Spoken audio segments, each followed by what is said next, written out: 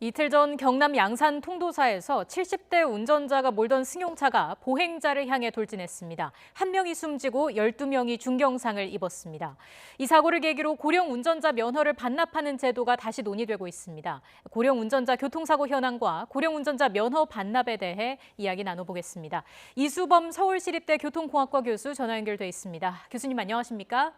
예, 안녕하세요. 네, 먼저 현황부터 자세히 좀 짚어보겠습니다. 국내에서 고령 운전자 교통사고는 어느 정도 발생하고 있습니까? 일단 국내 전체 운전면허 보유자 중에서 65세 이상 고령자 비율이 9.5% 정도 되는데요. 네. 이들이 낸 교통사고를 보면은 전체 사고에서 한 20% 정도가 넘는 것으로 나타나고 있습니다. 예. 그래서 2016년에는 한 17% 정도였는데 작년에 18년 기준으로 보면 22.3%로 또 매년 증가 추세에 있다라는 것이 큰 문제라고 볼 수가 있습니다. 예. 그럼 우리나라에서 시행되는 고령 운전자 안전 대책은 뭐가 있습니까? 올해부터는 75세 이상 고령 운전자의 면허 갱신 주기를 기존의 5년에서 3년으로 더 줄였습니다. 네. 그리고 또 인지 능력 자가 진단 1시간을 포함한 안전 교육 2시간을 이수해야만 면허가 갱신이 가능하도록 해서 고령 운전자들이 조금 더 신체적으로나 뭐 정신적으로 운전이 가능한지를 좀 더 자주 이렇게 검증을 하는 그런 제도가 도입이 되어 있다라는 네. 것이 한 가지가 있고요. 또 하나는 지자체별로는 운전 면허를 자진 반납하는 제도들을 좀 활성화하고 있는 그런 상황입니다. 그 자진 반납 제도에 따라서 우리나라에서 그 고령 운전자 면허 반납이 제대로 많이 이루어지고 있습니까?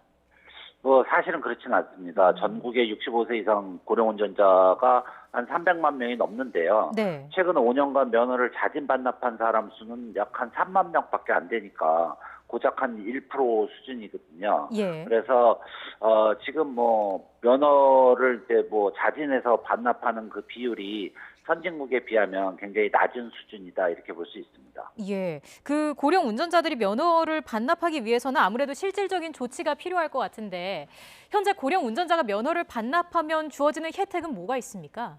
실질적으로 뭐 일부 지자체에서 면허를 반납했을 경우에 네. 자체 예산으로 뭐 한 번, 딱 한 번만 10만 원 정도를 이렇게 보조를 해주는 일시적인 혜택만 있고 예. 이게 지속적으로 혜택이 계속 가는 그런 제도는 아직까지 시행하고 있는 지자체는 없는 것으로 알고 있습니다. 대책이 부족하고 이게 홍보는 잘 돼 있습니까? 홍보도 이제 지자체별로 어떤 지자체는 조금 더 홍보를 좀 강하게 하고 있고 네. 어떤 지자체는 뭐 전혀 신경을 안 쓰는 데도 있고 그래서 이게 지자체별로 할 상황은 아니고 제가 보기에는 국가 차원에서도 조금 더 강력한 홍보 체계와 이런 보상 체계가 좀 필요한 상황이 아니냐 이렇게 생각을 하고 있습니다. 예, 반납을 좀 유도할 실질적인 대책이 필요해 보이는데 또 하나 걱정스러운 점이요. 택시 운전기사 가운데도 고령인 분들이 많지 않습니까? 뭐 물론 예, 고령이기 예. 때문에 안전하게 운전하는 분들도 계시지만 아무래도 젊은 기사분들에 비해서 좀 더 많은 휴식이 필요하지 않을까 이런 생각도 듭니다. 지금 고령 택시 기사분들은 어느 정도 계신지요? 그 전체 최근에 이제 올해 이제 70대 이상 그 고령 택시 기사분들 숫자가 2만 명이 이제 넘었습니다. 네. 그리고 60대까지 포함 60대가 이제 8만 명이 되고 그러다 보니까 60대, 70대, 80대 이렇게 따지면은 굉장히 많은 그러니까 64% 정도가 지금 60대 이상이다 이렇게 보시면 되거든요. 그래서 예. 고령 택시 운전자 문제가 이게 뭐 남의 일이 아니라 우리 이제 뭐 우리 굉장히 좀 우리가 지금 당면하고 있는 현상이다 이렇게 볼 수가 있고 그래서 근데 이제 그 택시라는 것이 네. 대중교통 개념이 강하고 그다음에 승객을 나르는 그런 수단이기 때문에 그 택시 기사들의 어떤 신체적인 정신적인 이런 상태를 좀 체크하고 그다음에 운전에 적합한지를 검증하는 이런 것들은 조금 더 강화될 필요가 있는 상황이다 이렇게 볼 수 있습니다. 예. 그럼 지금 상황에서는 고령 택시 기사에 대한 대책은 따로 없는 건가요?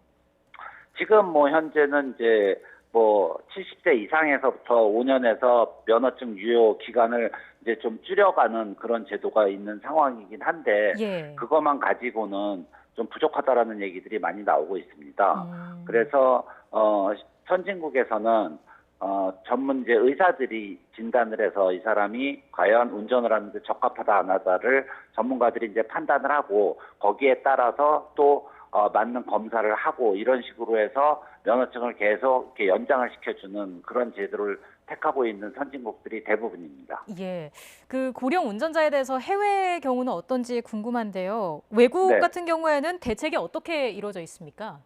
고령 운전자의 대책이요. 예. 근데 사실은 이제 고령 운전자를 무조건 운전을 못하게 하는 나라는 거의 없습니다. 왜냐하면은 이동의 자유를 제한하는 거기 때문에. 네. 하지만 신체적으로 과연 운전하는 것이 합당한가에 대한 그 체크 시스템은 굉장히 좀 강화를 하고 있는 그런 추세다 이렇게 보시면 될 것 같습니다. 그래서 우리도 운전을 무조건 못하게 나이가 일정 나이가 되면 운전을 못하게 한다. 근데 연령별로 사람마다 워낙 신체적인 특성이나 이런 게 많이 다르기 때문에 네. 그냥 나이로만 일괄적으로 이렇게 제한을 하는 것은 문제가 많다라는 것이 전 세계 공통적인 의견이고요.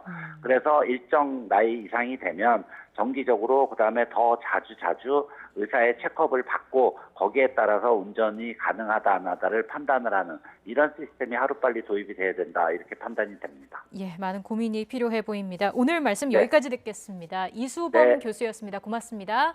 감사합니다.